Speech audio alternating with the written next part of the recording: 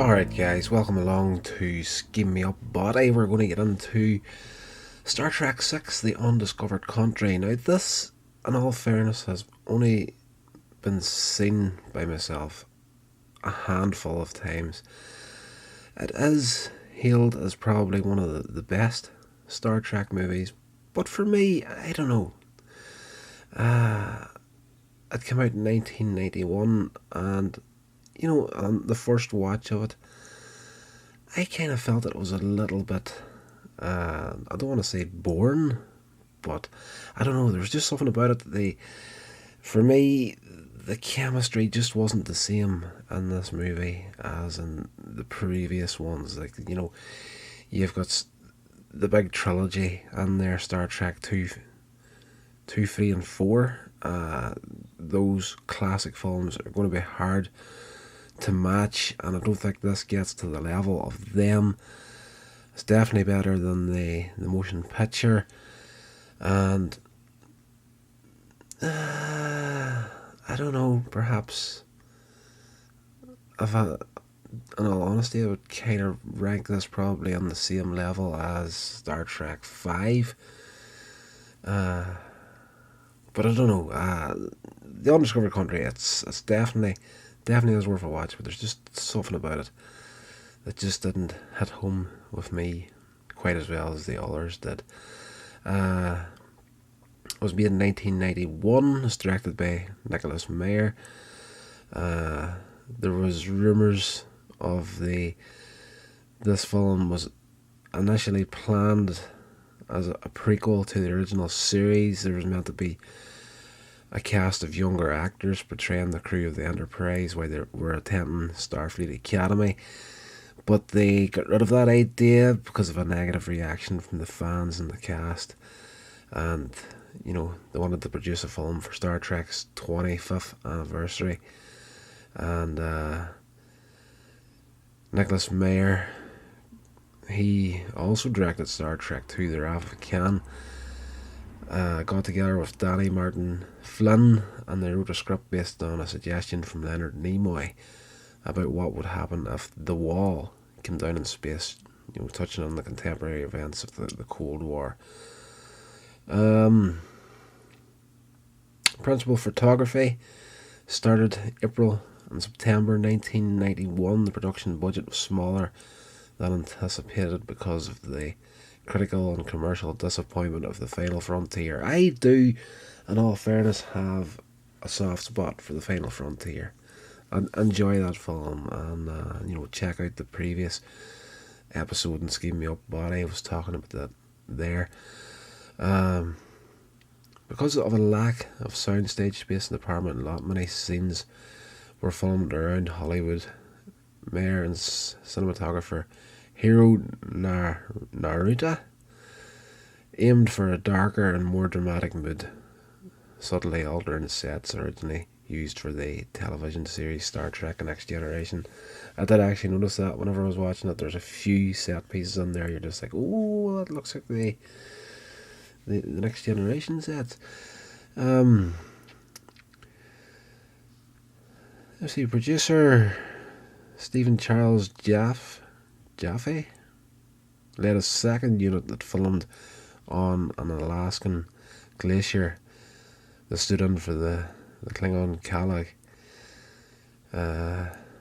Cliff Edelman produced the film's score, which is intentionally darker than the previous Star Trek offerings. That's maybe had something to do with it as well. I was kind of, as I say, I was a big fan of The Final Frontier, and it was quite light-hearted, and there is a dark kind of a feel to this.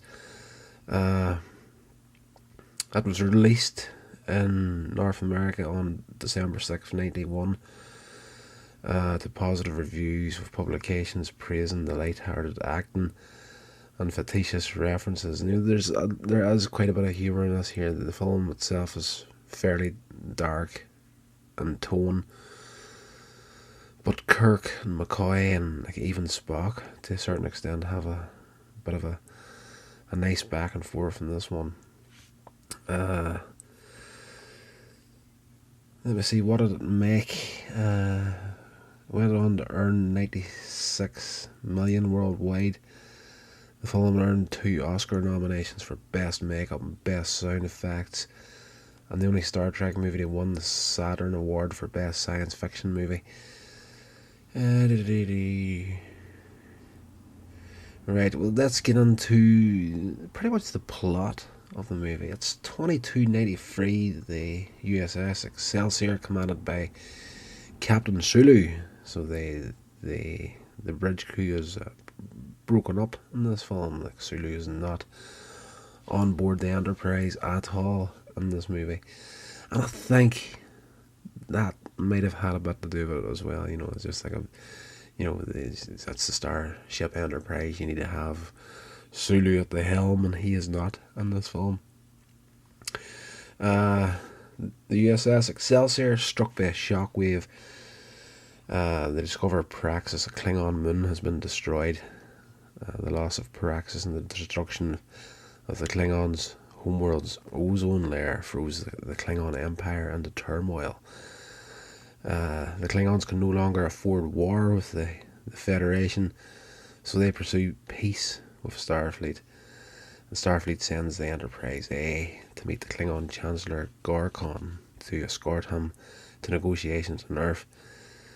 Of course, we do know that Captain Kirk's son David was murdered by Klingons, and he opposes conciliation with the and resents the assignment. It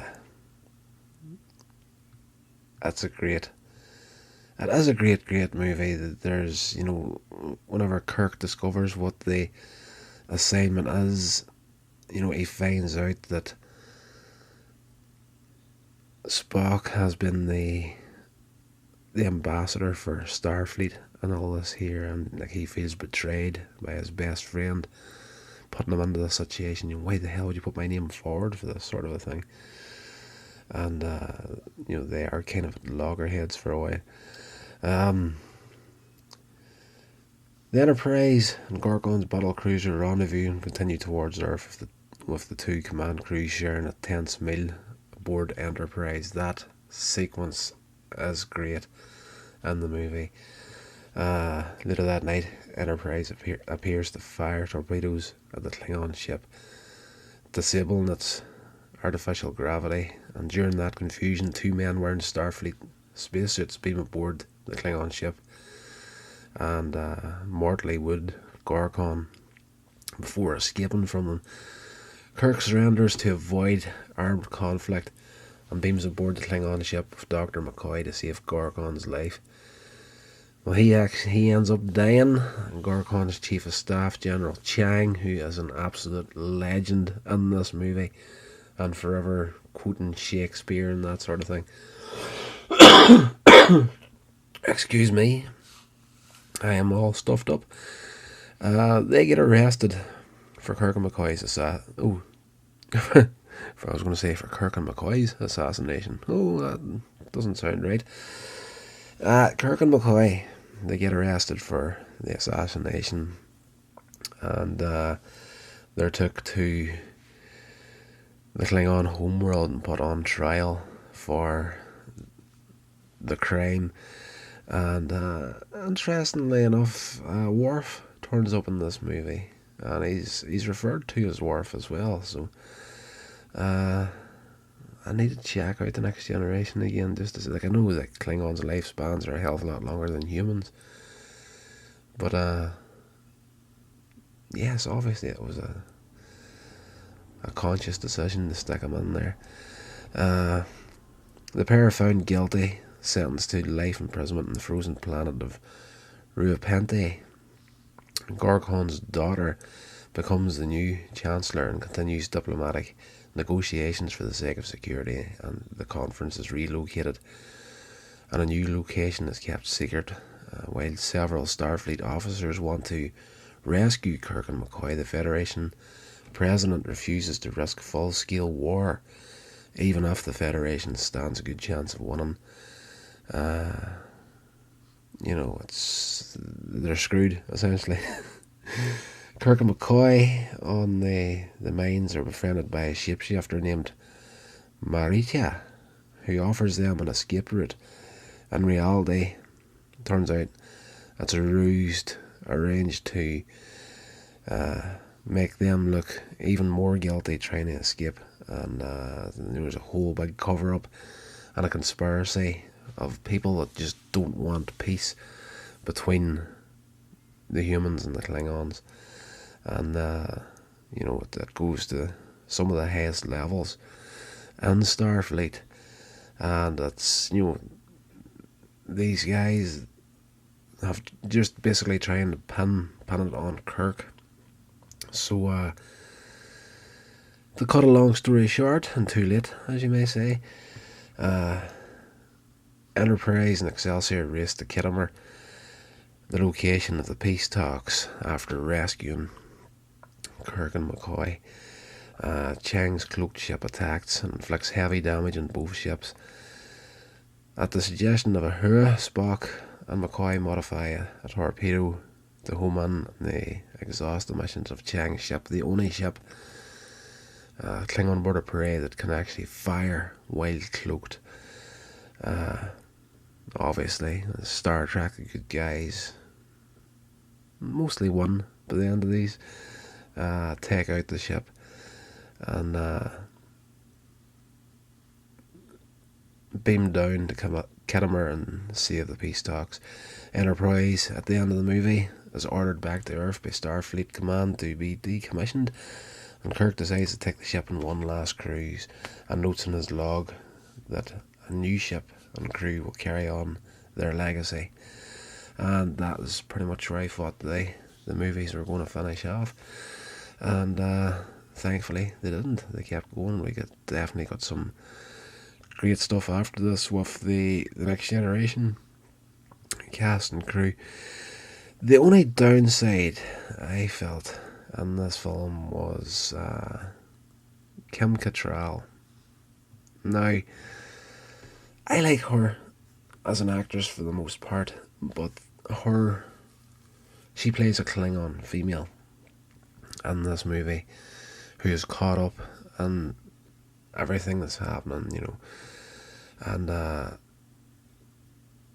Spock has decided that she is going to be, he takes her under his wing, and he's,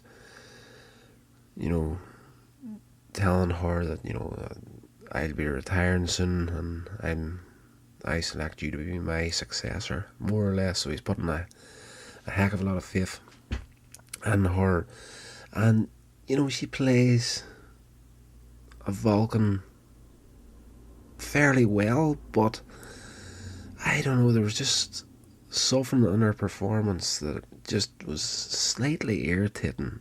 And but in saying that, I am glad they did what they did and they cast her as a different character, because I was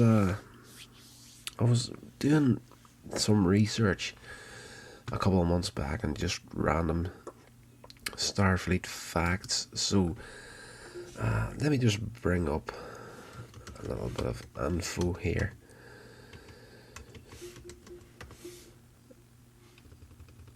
When they were deciding what to do with this movie and they were going to bring this character in, Kim Cattrall's character, to basically, stab everybody in the back as a Vulcan, the original plan was to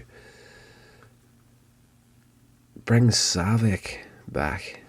Now, we know Saavik from Star Trek 2 and 3, and of course, there was Robin Curtis was the last one to play her, and it was actually a podcast I came across, a science fiction podcast, where Robin Curtis was being interviewed, and she had said that, the rumours had popped up that in Star Trek 6 they were going to bring Saavik back to be that Vulcan female that stabs everybody in the back, because that would have been an even deeper wound for Spock, because if you remember in Star Trek 3, The Search for Spock, whenever he was going through the growth spurts on the Genesis planet, And then he was, him and her have that Vulcan romantic moment to get him through the hard times.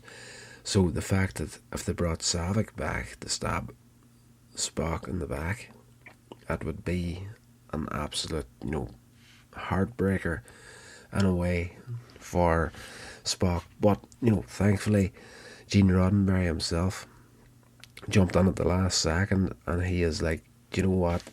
You either need to recast. They were going to recast the role. They weren't going to bring Robin Curtis back. If they were going to use Saavik as the character, Robin Curtis wasn't going to be the actress playing her. So that would mean that the character of Saavik would be recast for the third time. And Gene Roddenberry actually stepped in, put his foot down, and was like, look, either you bring Robin back to play this part, or you change the name of the Vulcan, because you can't do it. He stood up, legend of a man. In a way, I kind of feel sorry for the treatment he got on the movies, because he did the first one, nobody was happy with it, and then he was busted into like a executive producer throughout the rest of them. So the fact that he stepped in to save Robin Curtis any embarrassment was phenomenal.